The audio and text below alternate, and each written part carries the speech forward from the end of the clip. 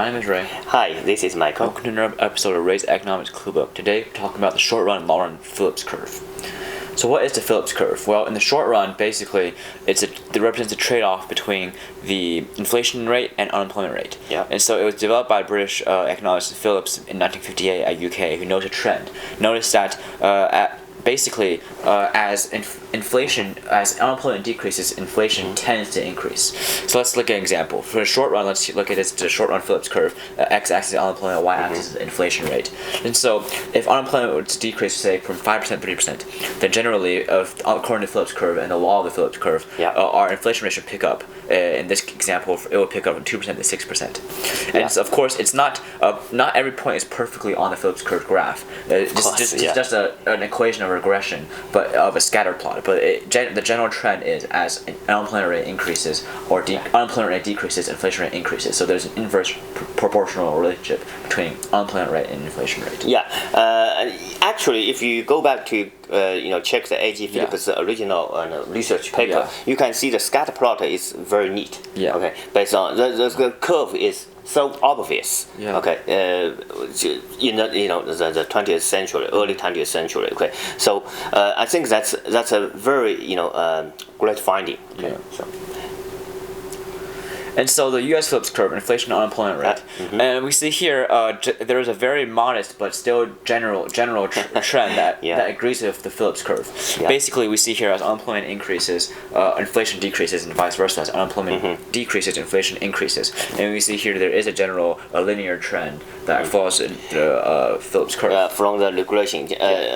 Just a regression scatter plot. But as we can see, actually, in the 21st century, although it's about 13 years, this scatter plot, if you compare it with the original A.G. Phillips research paper, it's much less concentrated.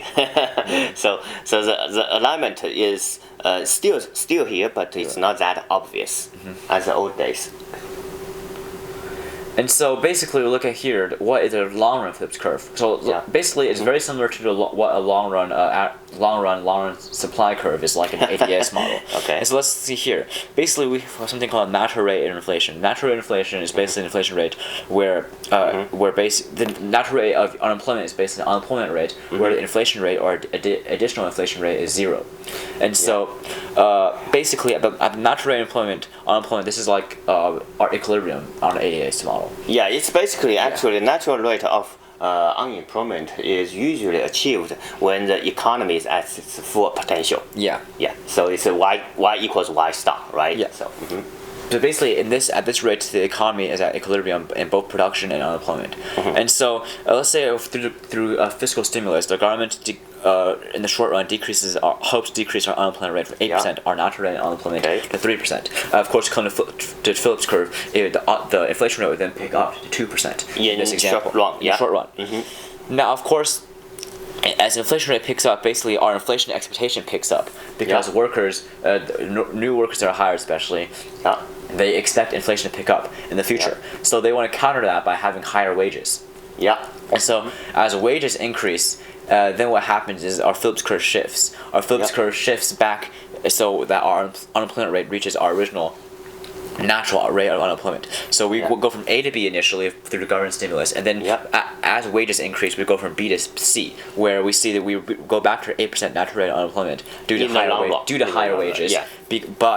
But our inflation rate stays at 2%. So this is our new inflation rate at the natural rate of unemployment. And so in the long run, just like in the ADS model, long run production does not change due to government stimulus. Only price level increases. In the long run here, only our inflation rate or price level increases. But our natural rate of unemployment does not change. Yeah, basically, Ray mentioned is from A to B, short run, it works. And in the long run, the fiscal stimulus will fade out. When it's fading, and then the employers will cut workforce, for example, the unemployment rate will go back to C. Okay, except the pricing level changes already. Okay, so what that really means is the real wage does not really change in the long run. Okay, in a simple model like this here, because the inflation expectation increased, wage increased, and workers basically they will ask for higher wages, which will push the unemployment rate go back to the natural rate. go back to the 8%, from the 30% to 8%. Yeah. So again, so C could go to D again, right? Sure long. Based on, for example, another fiscal stimulus, for example. Okay, so that's about the long run. So in the long run, just like we long run aggregate supply curve, the long run Phillips curve is a vertical line. Okay, basically it can be summarized like this formula here. So yeah. So basically, in this formula we see here, our inflation rate from this formula, according to Phillips curve, would be B, which is our positive regression constant, times the times our gap between the natural rate inflation and our current natural rate unemployment with our current unemployment rate. Basically, it's the U star, which is our natural rate unemployment, minus our current unemployment rate. It could be positive, it could be negative, the gap. And so the gap could be positive or negative, plus our expected rate of inflation. And so we see here, if we're at our natural rate of unemployment, so our gap is 0, then our inflation rate equals exactly our expected inflation, which makes sense because, just for an example, we are at our natural rate of unemployment, our inflation rate in the long run finally reached at 2%, which is what our inflation expectation was once the government issued its stimulus package. Exactly. So basically, in the long run, it clearly states that I equals IE. That's it. There's no trade-off. So the current inflation is 100% driven by the inflation expectations. Okay, at least from the long run Phillips curve model. Okay.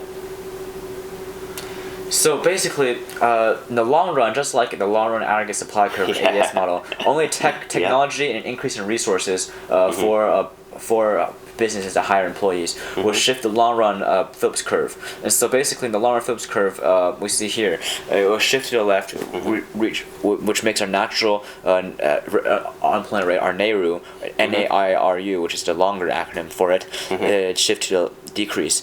This will only happen due to outside factors, not due to perhaps government stimulus. Basically, it's just supply side policies. For example, structural reform, right?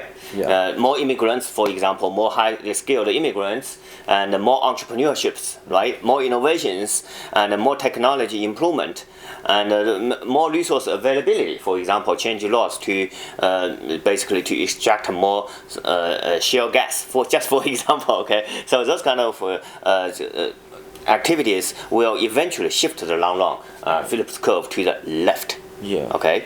So to the left, which means even without inflation, and we can still reduce the unemployment rate, which means more people get jobs. Okay, and more people participating in the workforce, and still we have the inflation muted. Okay, so it does happen. For example, from 1998 to 2000, the dot-com boom, everyone knows about it, and the unemployment rate is at almost a historical low, and still we see very muted inflation reaction. Here.